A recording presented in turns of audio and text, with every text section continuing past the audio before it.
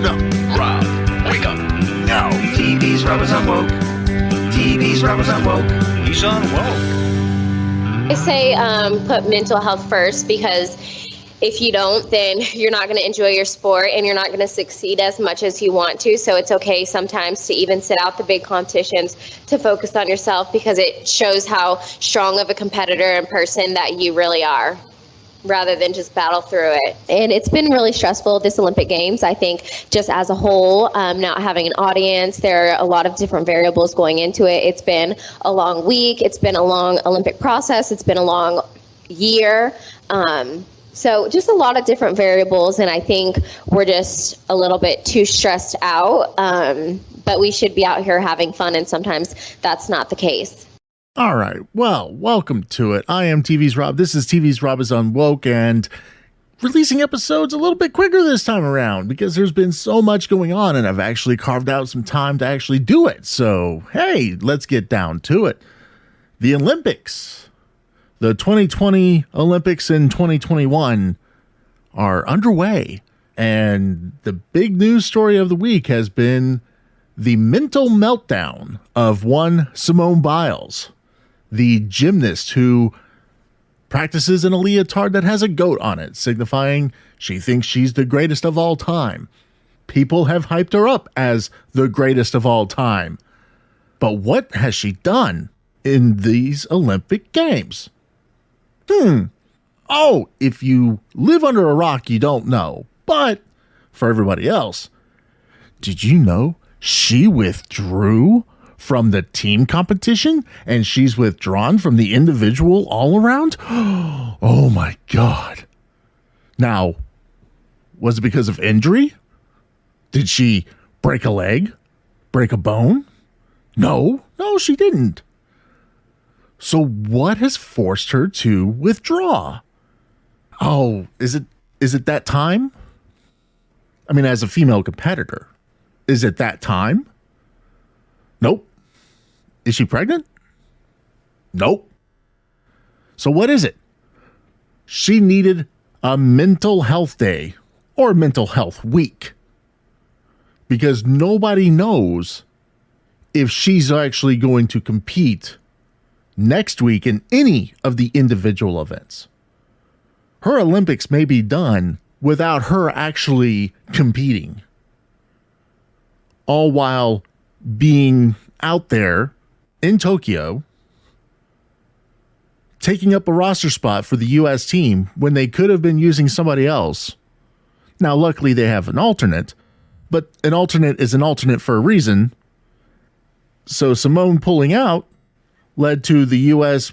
team getting silver instead of the expected gold, and Russia getting the gold because the star player bowed out because of mental health problems, mental health issues.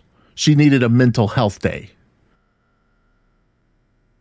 Tyler Morgan joins me on this episode to talk about it because he has a unique perspective on what's going on. And after hearing so many people criticizing her, he has his opinion and he wants to share it with everybody. So Tyler Morgan's coming on to talk about it and we're going to hash it out. But I have to say, I see his arguments, but at the same time, I question a lot of it because of the things that she says. And we'll get into that. But before I get to Tyler, I do want to share some quick stats, okay? Currently, approximately 46.6 million people are living with mental illness in the United States. That's 1 in 5 adults who will be living with a mental health condition at some point in their lives. Many people manage their symptoms with therapy, medication, eating a healthy diet, or exercise. Probably both, let's be honest. Now, research has shown that the benefits of exercise can boost moods and improve overall mental health. By moving our bodies, we can increase our endorphins and other hormones that the body naturally produces that make us feel better. Allows us time to concentrate on ourselves instead of our busy lives, a much needed break for many of us. Now, of course, athletes and playing sports are not immune from mental health issues. With pressures to perform in the game as well as in the rest of their public lives, being an athlete can be challenging for a lot of people. Now, among professional athletes, which is what I would really consider her, data shows that up to 35% of elite athletes suffer from a mental health crisis, which may manifest as stress, eating disorders, burnout, or depression and anxiety. So maybe this is where she's at right now. Don't know. Not a whole lot has been said other than she's not really feeling herself. She wasn't feeling her performance. Basically, she's suffering from a case of the yips. Don't know. I don't know. Now, I don't want to dismiss what she's saying in terms of her mental health. As somebody who suffers from anxiety myself and ADHD, I completely understand the mental health aspect of it. For me, the only way to really get through either a period of time where I'm having really bad anxiety or having a really hard time concentrating is to either medicate or just push through. Now, obviously she wasn't able to push through. And she's not the only athlete at the Olympics that has more or less bowed out because of mental health issues. Now, this one isn't directly related. This one just got bounced out in her respective sport. And that is Naomi Osaka. But she did pull out of the French Open a few months ago because of mental health issues, needing a mental health day. And for those who don't know, Naomi Osaka is a tennis player. And not only is she a tennis player, but she's also one of the women featured on the cover of the Sports Illustrated 2021 swimsuit edition. Oh, that's right. It's that time of year. The swimsuit issue is out. And what do we get to celebrate this year? Sports Illustrated has decided to showcase the most diverse group of women to date, which includes a slew of plus-size catwalkers and a 57-year-old, quote, stunner. This year's 3 cover stars are tennis player Naomi Osaka, who I just mentioned, Megan Thee Stallion, who has now become the first rapper to appear on the cover of the issue. Who the hell is Megan Thee Stallion? Can somebody explain this to me? And Lena Bloom, the first trans woman to appear in the issue and on the cover. Hooray, diversity.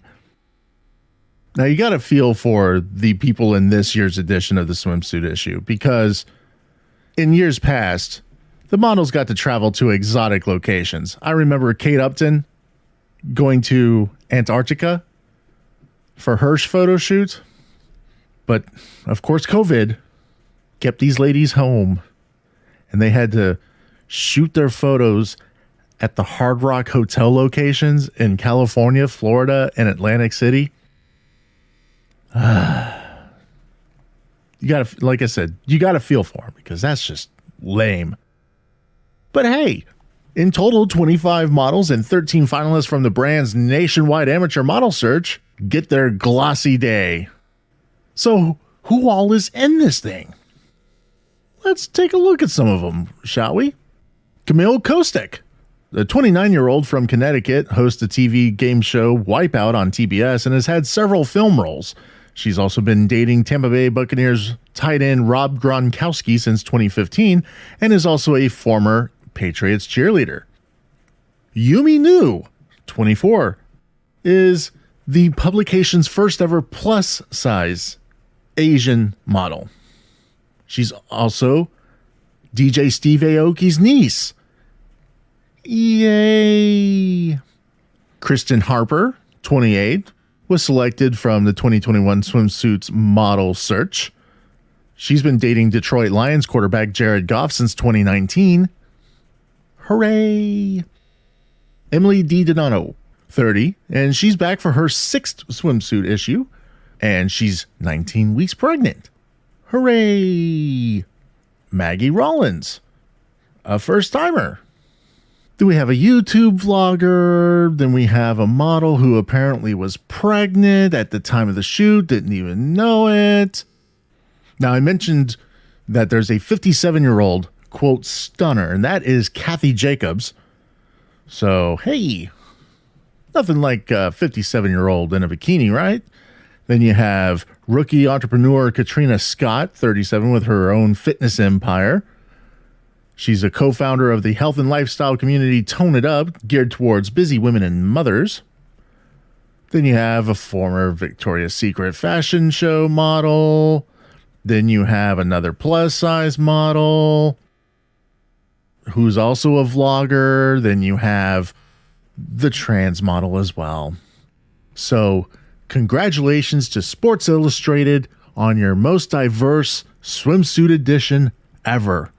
Woo! Looking at the talent lineup, there's only a handful here that I would really pay to look at, so can't say I'm really excited about it.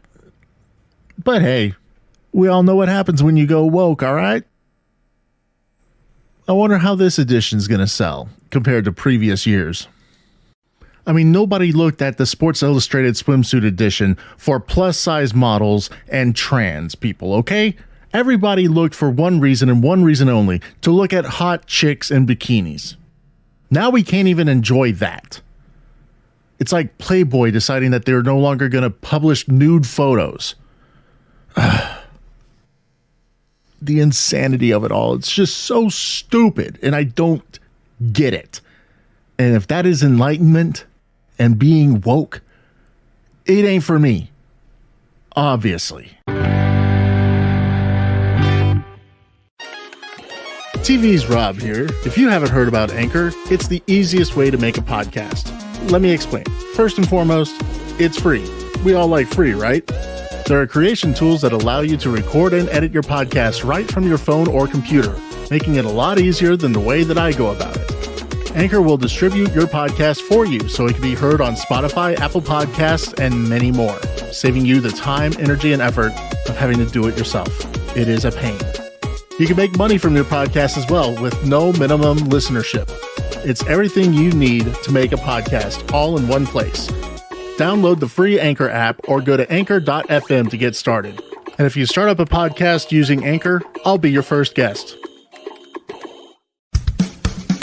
He's on woke. The Olympics, the 2020 Summer Games held in 2021 because of COVID and the coronavirus is now going on, and Team USA is really letting us down. And joining me is Tyler Morgan because he really wanted to talk about Simone Biles. Now, I don't know if he's got like this childlike pedo fetish for her or something like that. Maybe he's into the dark meat. I don't know what it is, but we're going to find out. So, Tyler, how's it going, man? Welcome back. It is going. Yes. Just want to let you know, according to the rules set forth by one Andrew Heaton, with this being the third time I've been on your podcast, I am legally your co-host now. Yeah, so. I was actually going to say, why don't we just start making this a regular thing, man? I mean, I'm down. Yeah, well, so the Simone Biles thing, it kind of caught me off guard earlier this week. I saw an article where people are losing their minds because she does tricks that are just way too complicated. And just like, wait, hold on a second. Let's back up. Let's look at this. So at the 2021 U.S. Nationals, she landed this amazing routine off the vault. You know, where they get the running start, they hit the spring pad and go off the horse and do a trick. Well, it was something Russian with a triple pike craziness in it. I don't even know the name of it. It's so insane. Which means it doesn't have a name because it's Russian and you can't pronounce it anyways. Yeah, I had it looked up and then all kinds of crazy trying to figure it out. But basically what she's doing is nigh impossible. And that has been her thing since she first got discovered in the 2016 Olympics. And she's an amazingly hardworking athlete. And my kids, when they were little, they did gymnastics. I have seen the work that goes into even 8-year-olds and 6-year-olds learning how to tumble and all that. Even at that age, there's a lot that goes into it. I remember my 8-year-old son being able to balance just on his hands upside down and like a sitting cross-legged with his butt up in the air. It's just like, oh my God, this is ridiculous. I couldn't do that if I wanted. It's really interesting because when you say how hard it is, I mean, it's hard for men, but then when you consider the women, as they're training, as they're getting older, I mean, they undergo a lot of physical changes that actually they don't go through a lot of physical changes because they're training so much. Their hormones are all out of whack. They don't develop the same, I would say, figure as most girls their age. And you look at them, I mean, they're all very thin but muscular, and they have no boobs, they have no ass.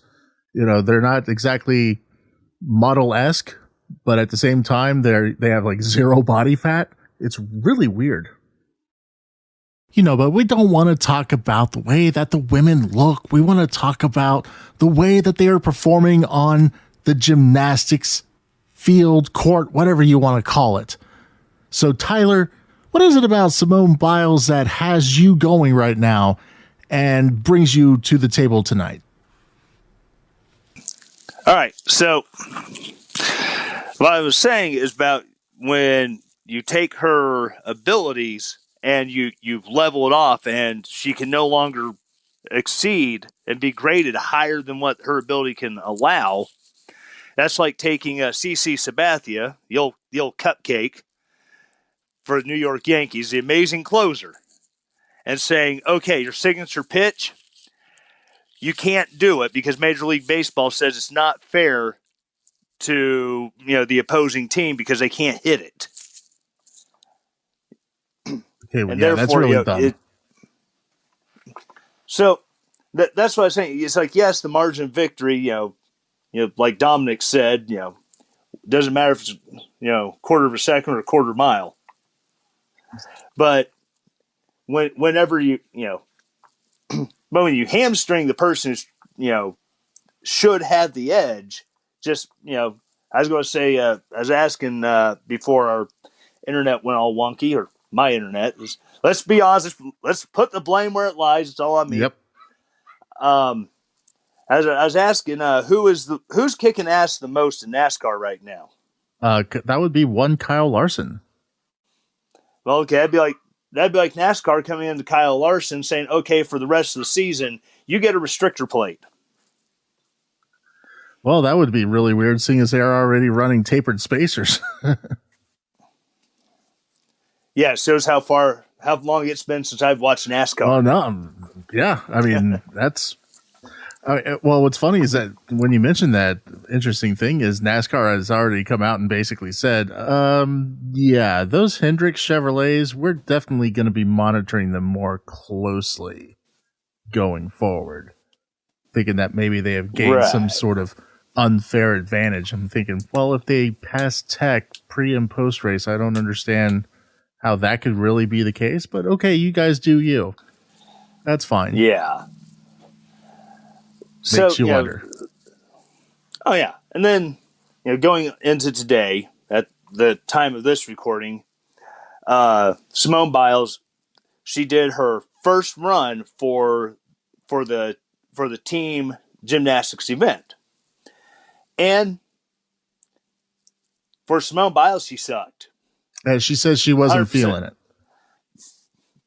Well, and because what she said she was going to do was a Euroshenko 2.5, whatever that means.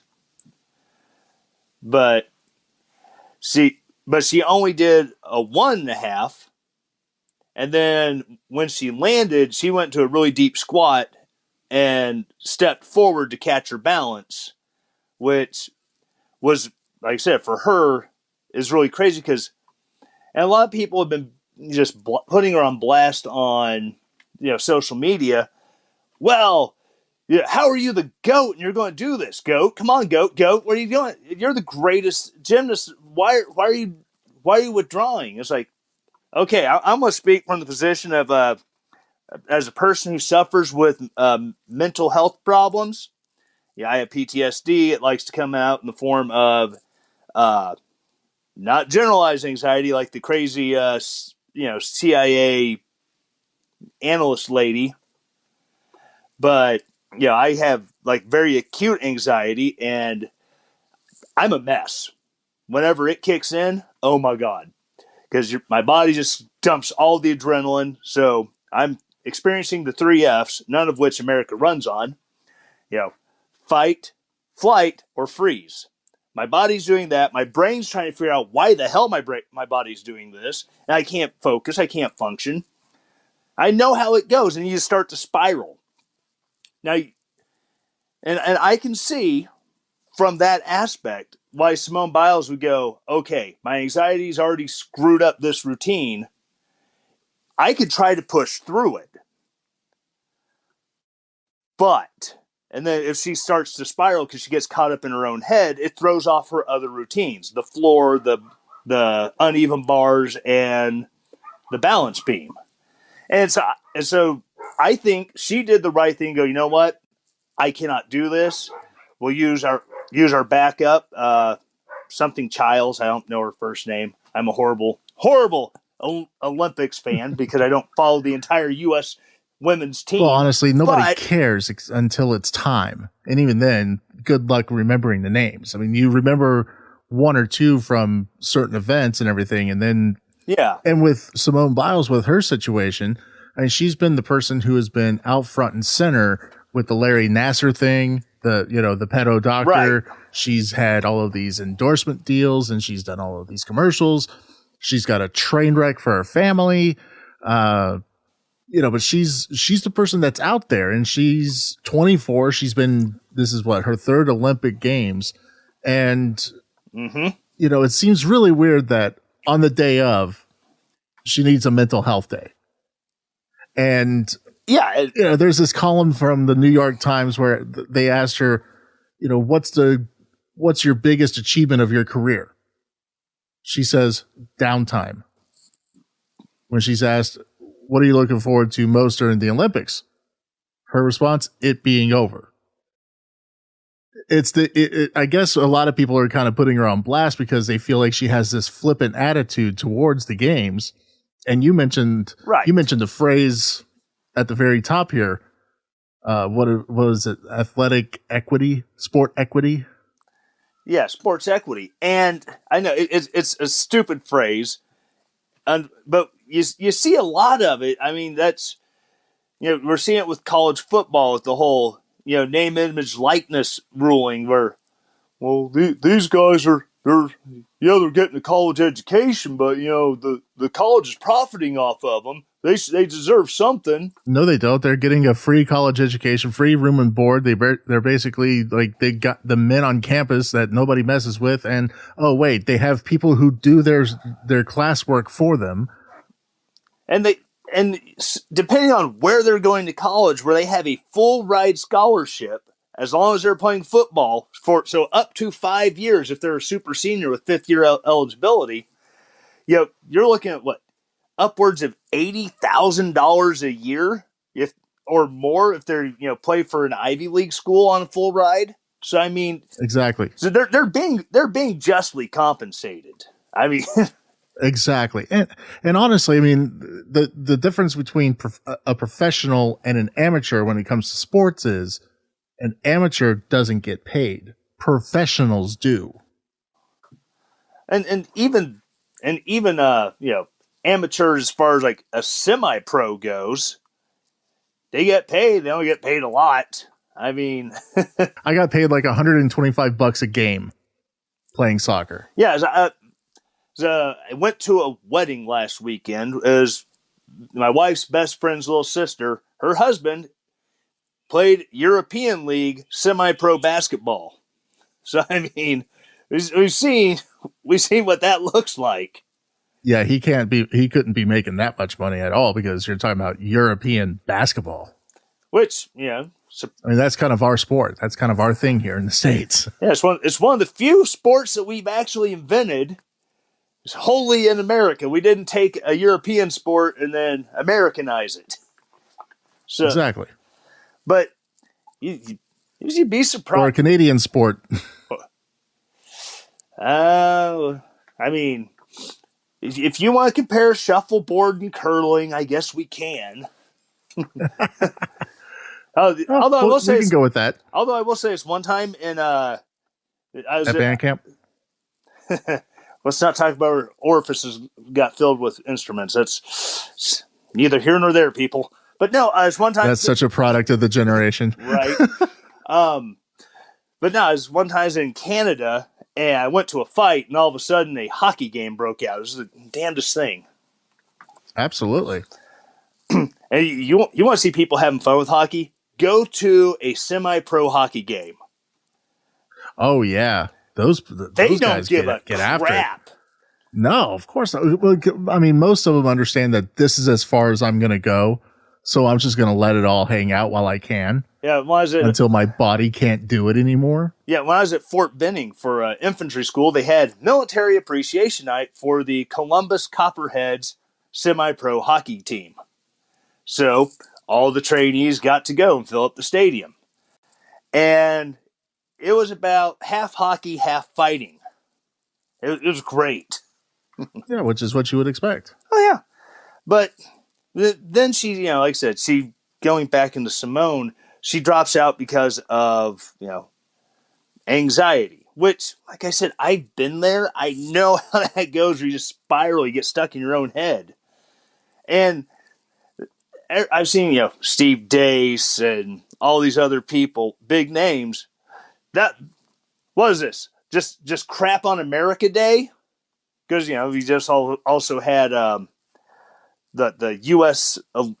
women's soccer team just eke their way into the actual elimination rounds. Yeah. I'll talk about that. I've got that shit on lock. Yeah. Believe me.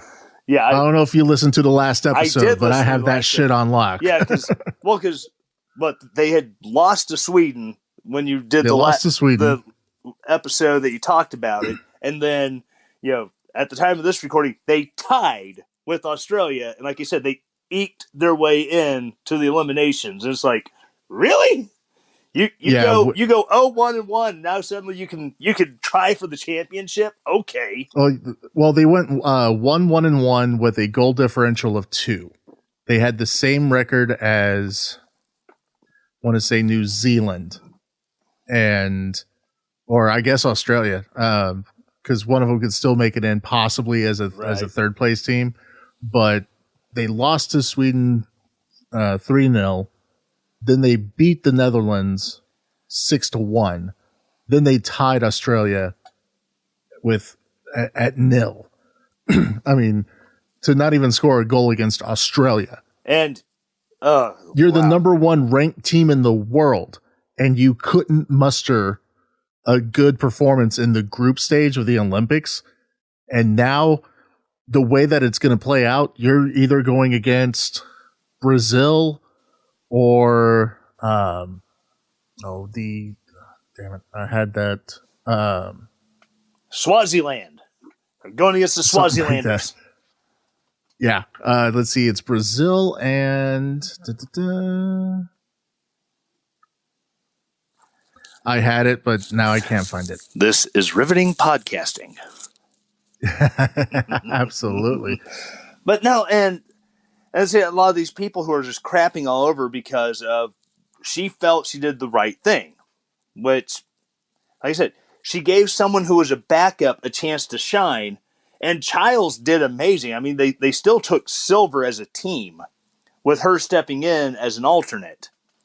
And then it's like, hello, she still. But the team was expected to win gold, and she may not come back to do the individual events. She may just be done. Well, as for right now, she's talking about not coming back. As for right now, she has not withdrawn from the individual events, and is 100 conversations I've been fighting with people back and forth on Twitter. Is that just because you have a crap day with anxiety, depression, blah, blah, blah, blah, blah, you name it, doesn't mean that you can't go get your shit together, get recentered, refocus, and come back and just nail it on the days of the individual events because, okay, I found my center. I'm good to go. Let's do this. She hasn't withdrawn from the entire, from every event, like the girl who pulled out of the tennis tournament. She pulled out before she even got started. Now she's done. All right. So, I mean, I think there's a huge difference in that where it's like, yeah, there are people like, oh, she let her team down. Okay, well, it's a team that's composed of, single events. It's not a team like in football where if Tom Brady is having a bad performance, if his defensive line or if his offensive line and his running backs are having a good game, and they can pick up his slack. Where Tom Brady having a bad day for whatever reason, they can still win because there's a lot more to it than just 4 people doing individual events. Well, I think that with her, I mean, she was doing the morning practice. She landed, then grabbed her bag and walked off. Her fill-in, her replacement, had 30 seconds of floor time before she had to go and actually do the thing. Well, so she left her team. She left her team in a really bad spot. A team that was expected to win gold has to settle for silver, and she's talking like she might not come back because in previous games I would be willing to tough it out and just go do the thing, but not this time. Well, like I said, I think that she'll end up, kind of refocusing, recalibrating. And even then, I was, watching her practicing where, okay, now she knows that she's not going to be able to get this score or get this max score on this super complicated, and if anyone who is not Simone Biles tries it, routine where she could, so now she has to recalibrate what she's doing for the event. And watching her practice, you could tell she was not into it at the practice the day before. And you could see she was having, and she wasn't even into it with the previous events. I mean, she has not done good. She has not done well this Olympics at all during these games. She's been way off her game.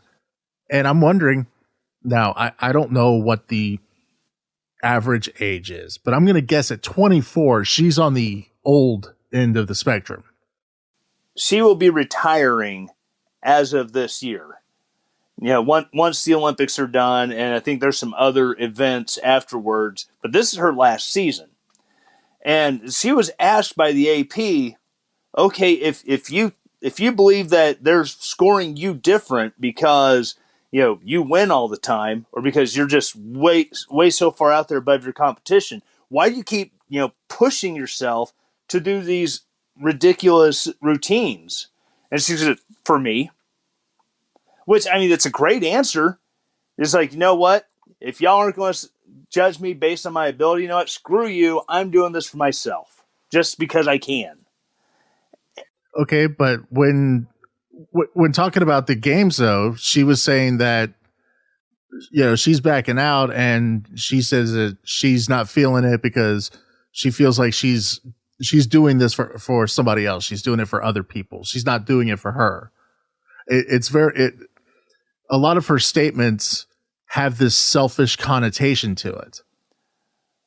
When you read the quotes and you listen to the interviews and everything, it sounds very selfish and very self-serving in terms of the things that she says. But then when you look at the bigger picture, you can see where the issues are. But I'm wondering, she's a professional athlete that's been doing this for this long. She should know how to, get rid of the shakes. I don't understand what is different this time for her that all of a sudden now she can't handle it. I need a mental health day. I can't do it. So I'm sorry. And it just seems really weird to me. And like I said, that's understandable.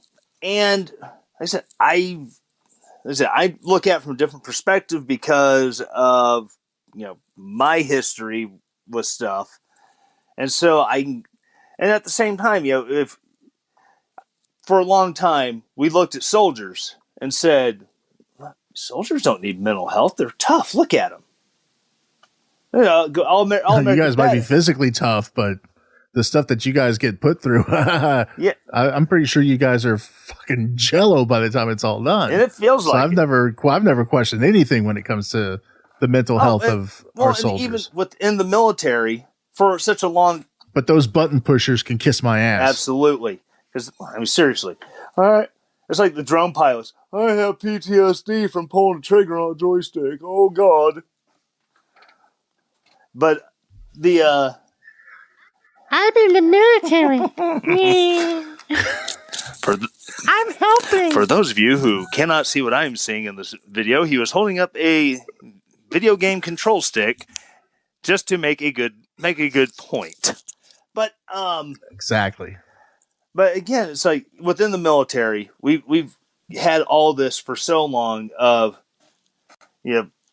Watch the movie Patton. You had the soldier with shell shock there in the hospital, combat fatigue.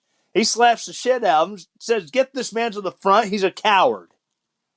There was for a long time, we did not understand how all this affects us mentally in the military. And battle fatigue.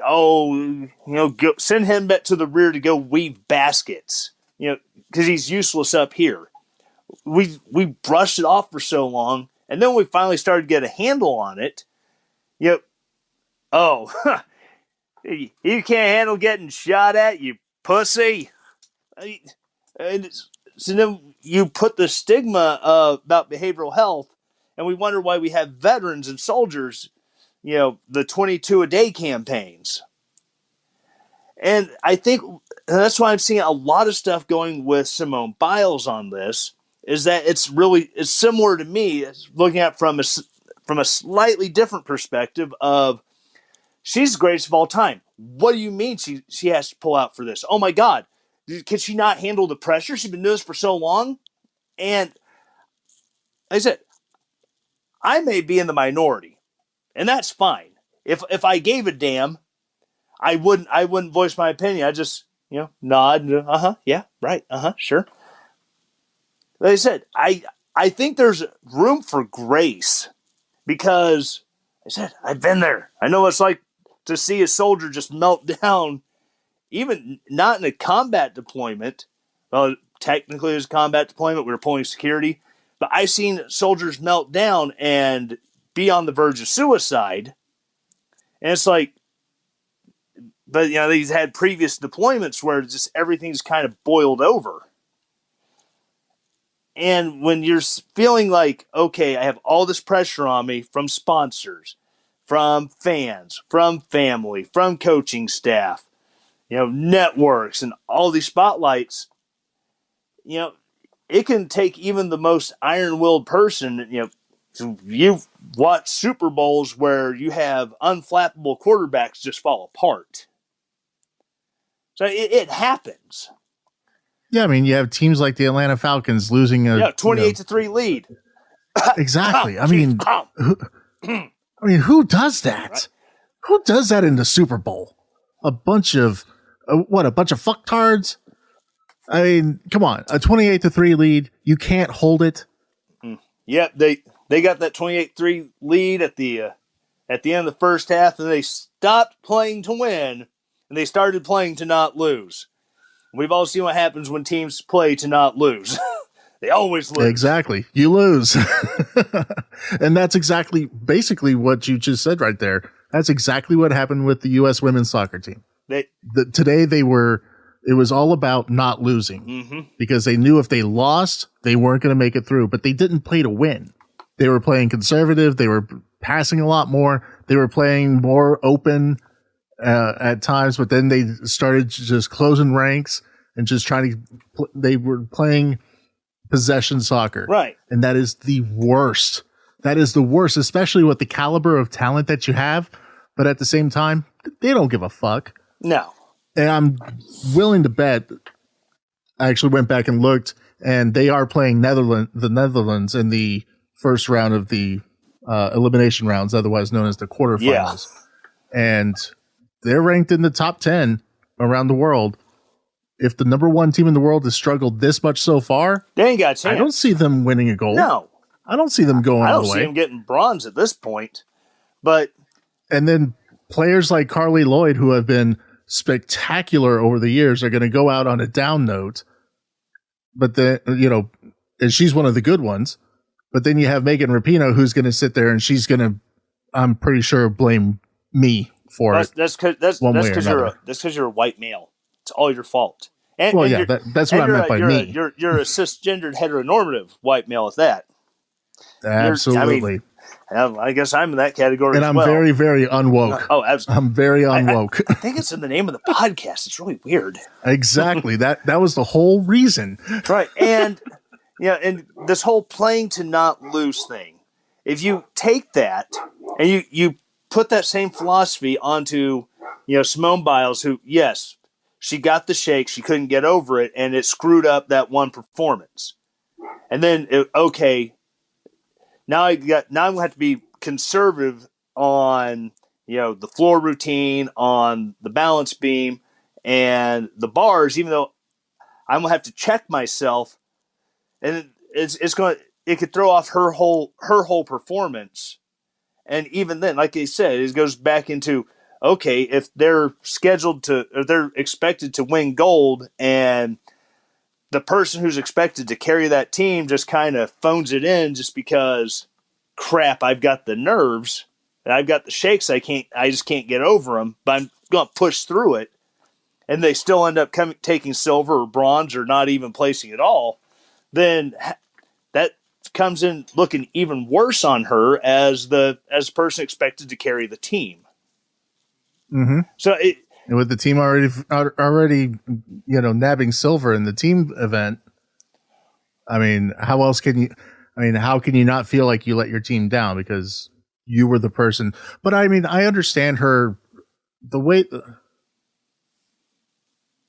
I understand her reasoning on not pushing through on one account, and that is, when you said, what else could be wrong?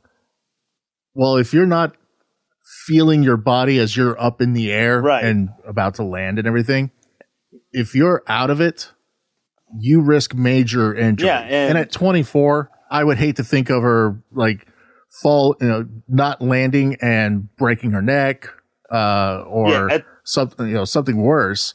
And I mean, I understand her when she said it's not worth it, the severe injury. She's absolutely right. Yeah, and I think even if she doesn't withdraw from the solo events, and I think this is really going to weigh on her, and hopefully she uses that chip on her shoulder as a good thing, as a motivator to go, no, I've got this. I'm going to prove them all wrong. I mean, that's what I hope. I mean, I've always been a fan of her ability. Just not a fan of her. Yeah, she kind of. But okay.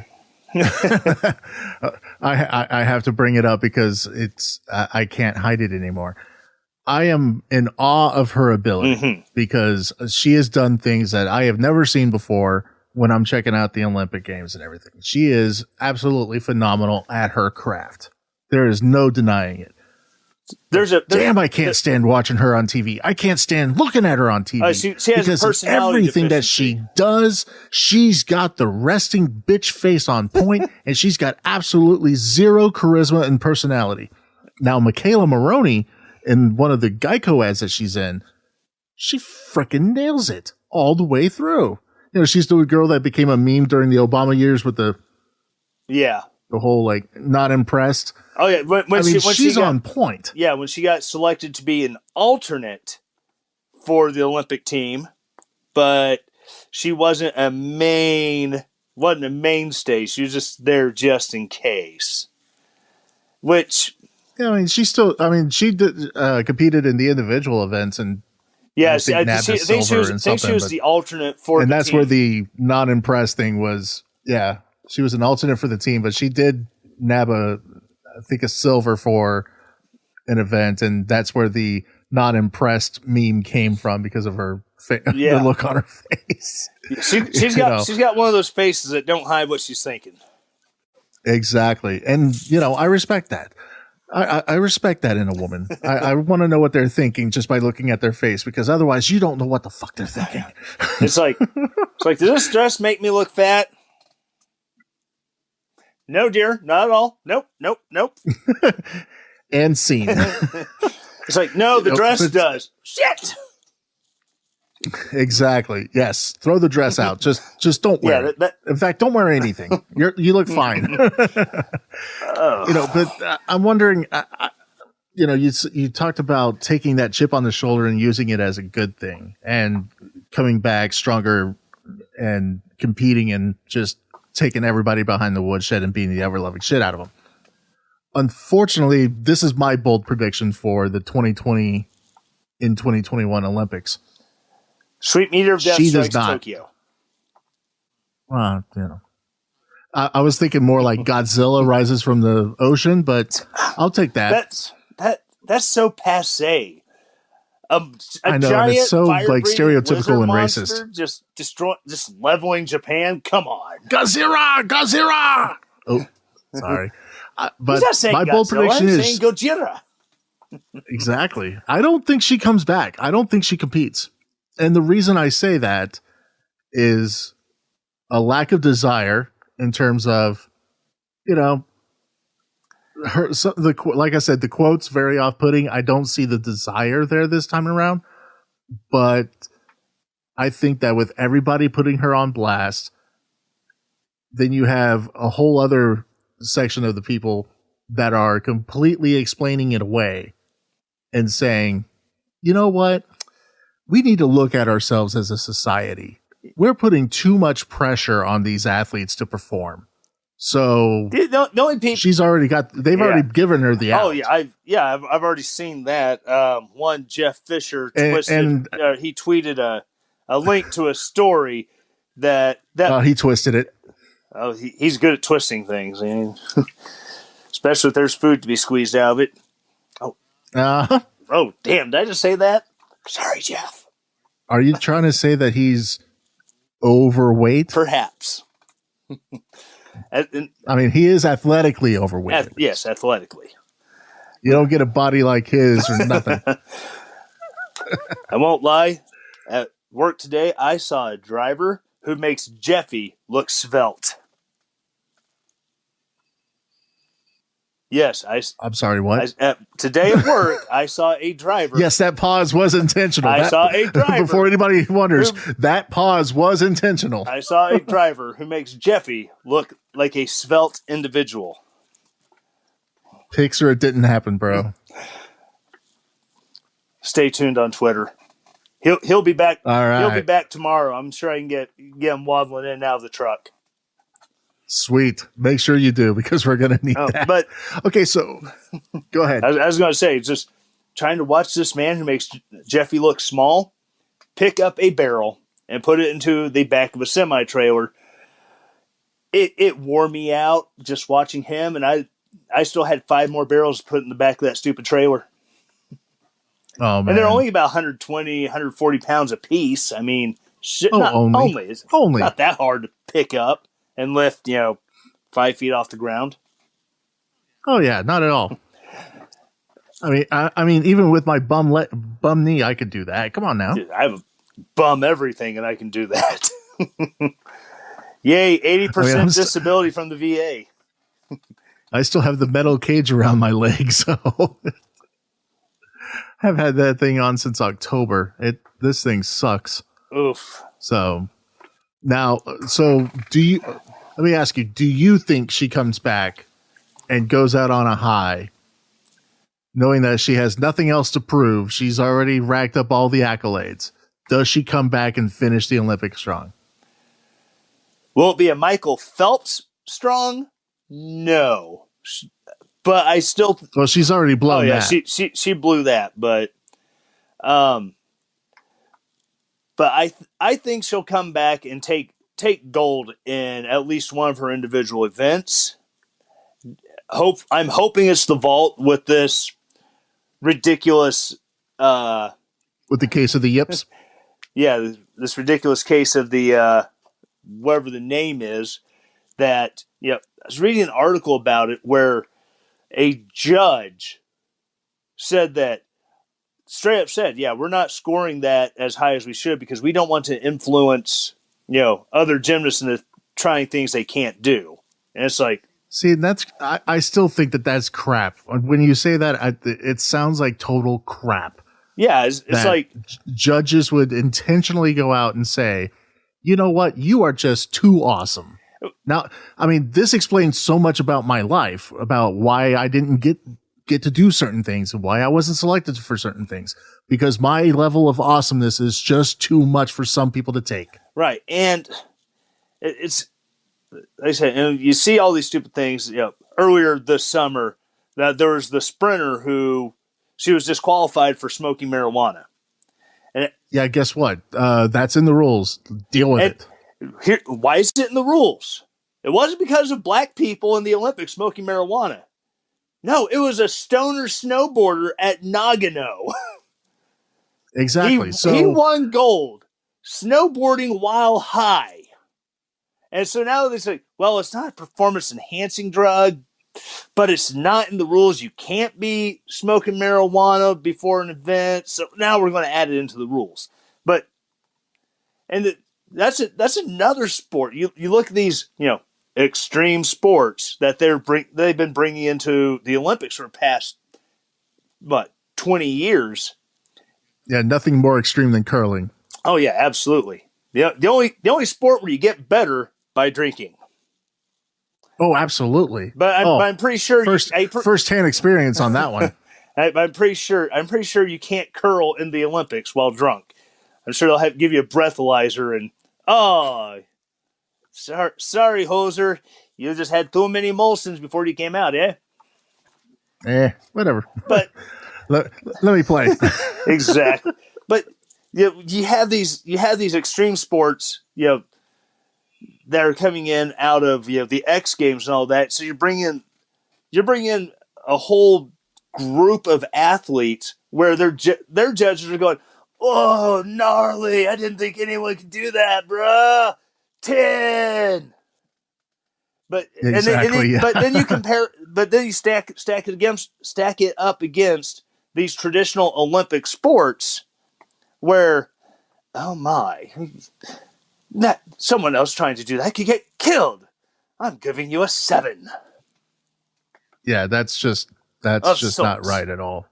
I mean, I didn't even know about the weighted, judging process. I mean, that is absolute bull. Yeah, it's and the IOC, the FIG, and the U.S. Olympic Committee and all that. The GIF and the U.S. people can all suck it. Oh, that's crap. Yeah, it's insane. I mean, how do you push people to become better if you punish the person who's leading the charge on being awesome?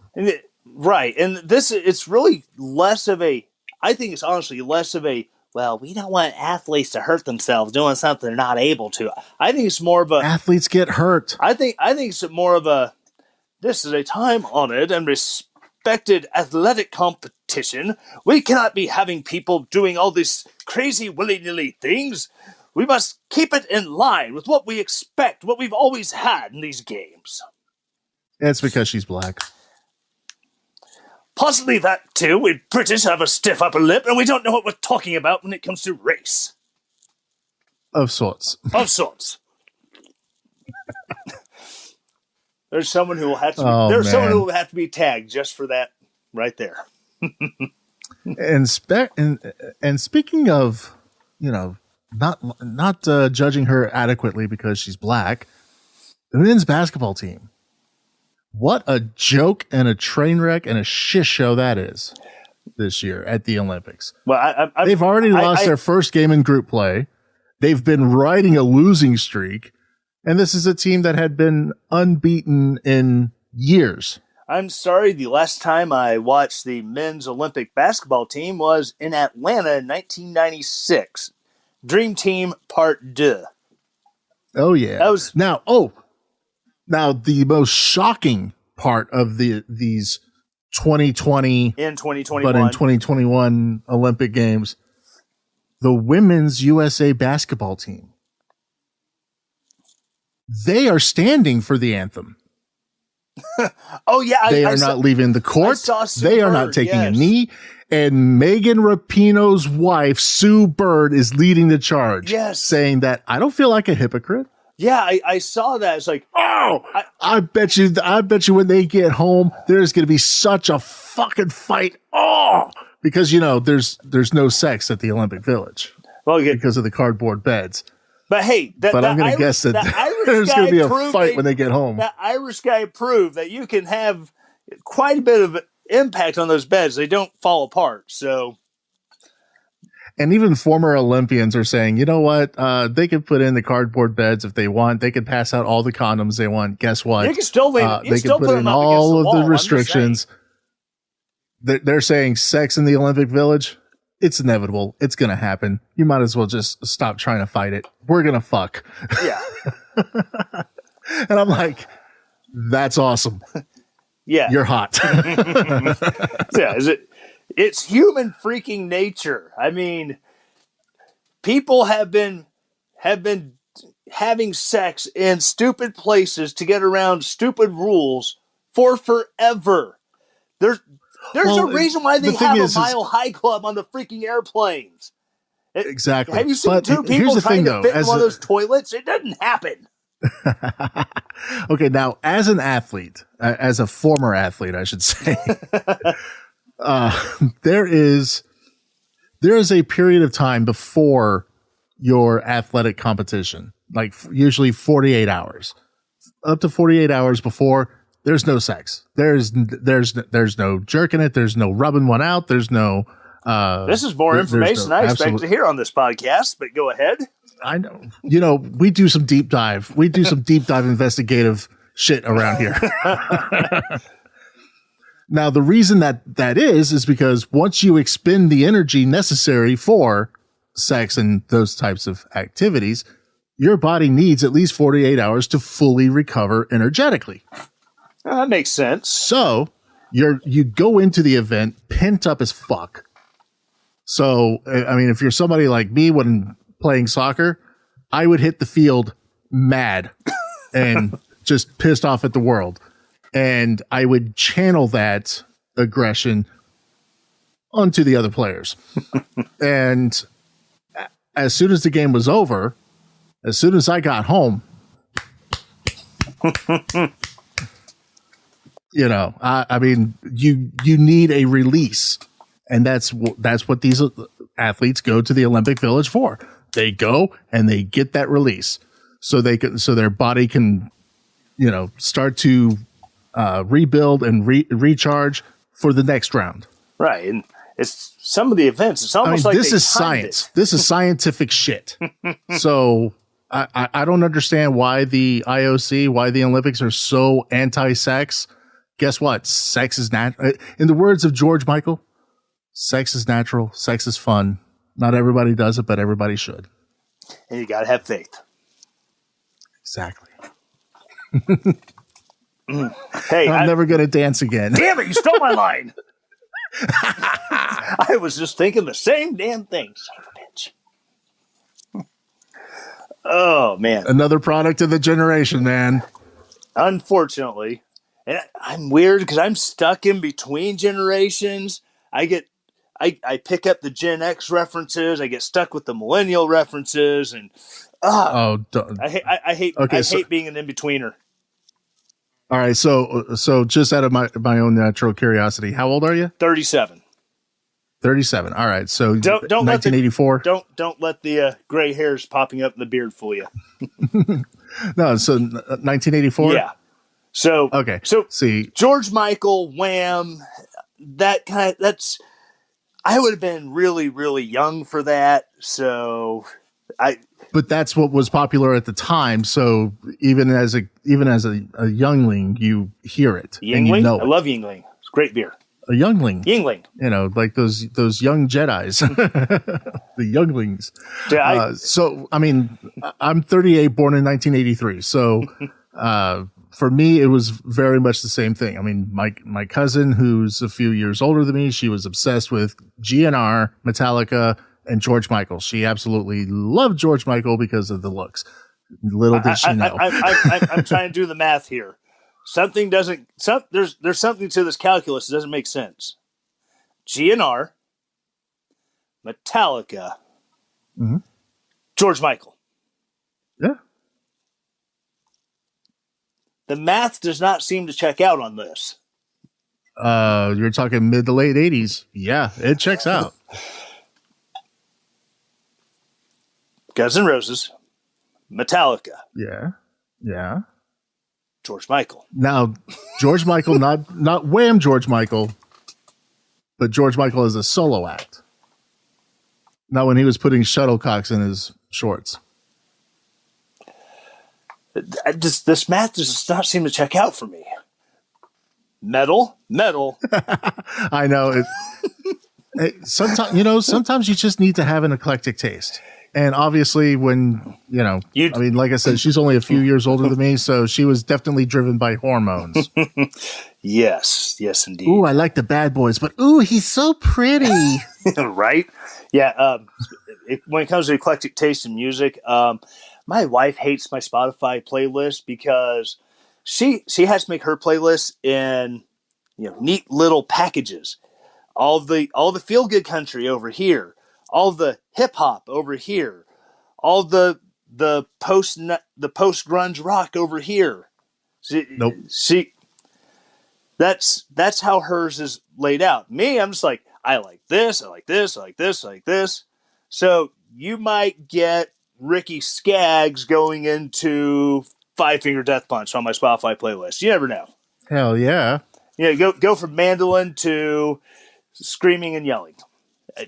I like. Oh, I mean, let's see. I've got two different playlists. I've got one that I call mood, which is when I am just angry or just in a foul mood, any which way. I put that on, and it's usually the heavy yelling, screaming music to take a shit to. Exactly. It's Slipknot. It's Disturbed. It's Godsmack. It's classic Metallica. It's nice. It's the staples, right? And then that sounds like my workout mix. That I have another one that is called Car, which is typically whenever I'm in the car, this is what I'm going to listen to, and it can go from some techno from like BT, Paul Oakenfold, Tiesto, or Deadmau5 or Skrillex. I recognize Deadmau5. GNR, Metallica, Slipknot. Then it could go to Nelly or Notorious B.I.G. to Florida Georgia Line to Pogo to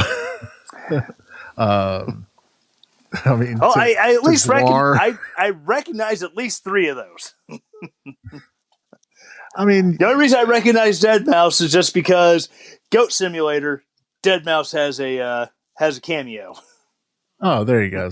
So, I mean, I'm all about having just a wide variety of taste. The only genre that is really noticeably missing from any of my playlists would be grunge, which is ironic given the background behind me.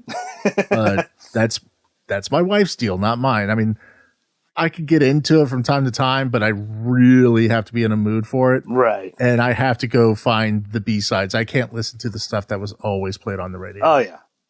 Because that stuff just drives me nuts.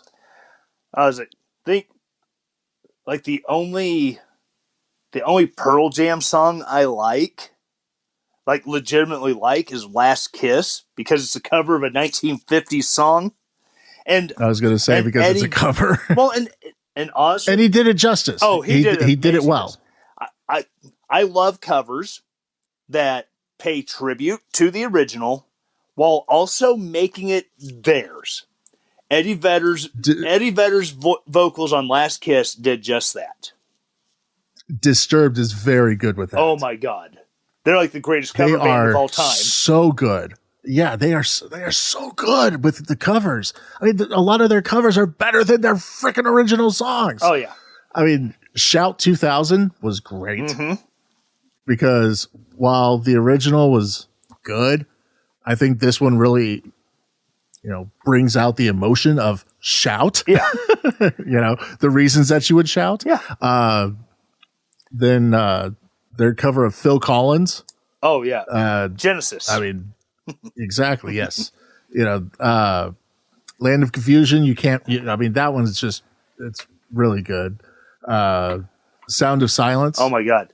And here's something I didn't know until that song came out. I was watching an interview with David Draymond talking about it. He's Jewish. He grew up being classically trained to sing the Psalms in temple in Hebrew. And that song just happened so organically in the studio because he said he doesn't do more than an hour and a half, 2 hours in studio because if he's in there longer than he's at a concert, he'll fry his vocal cords. Oh yeah. Oh, absolutely. So, and which happens to a lot of those guys. And I mean, his producer was sitting at a piano and go, "Hey, what do you think about this?" Because they've been talking about doing a cover of it, and he plays those opening chords on piano. 3 hours later, they're editing together the cuts to the way they like it so they can go back and do an actual recording. Nice. So it's just, that's just a crazy story of how that one came out. Let me know when we're going to do the Relentless Daring together, man. We'll see what happens.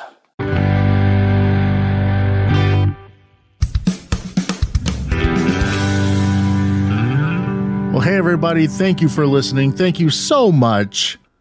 I really appreciate it. I hope you're enjoying the content. I am enjoying doing it. And look, if you're really enjoying it, do me a favor. Go on to Apple Podcasts, leave a review, and leave a 5-star rating.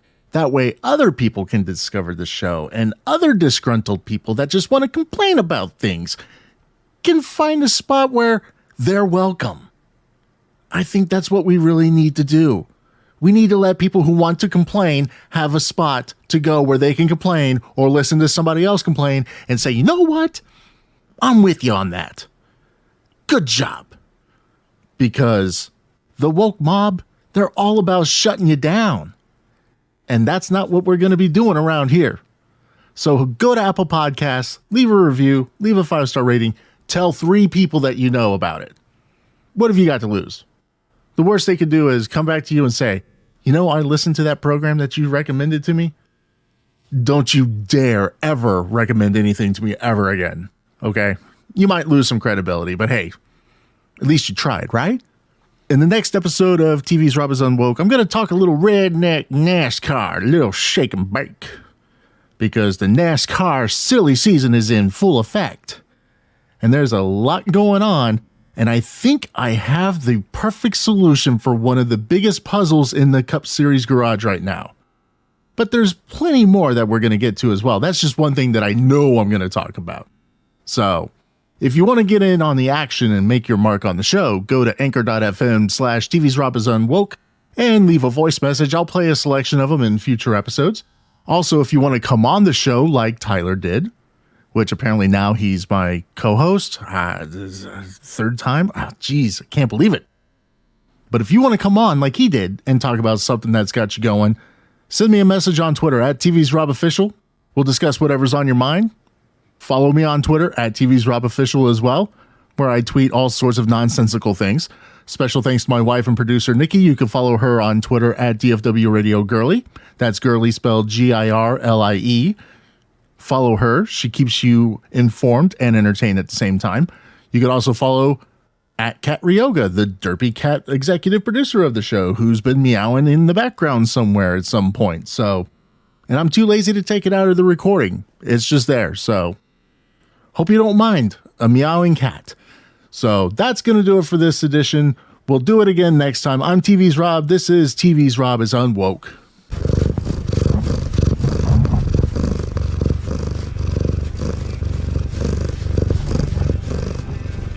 That is the actual sound of Ryoga purring into the microphone while headbutting it.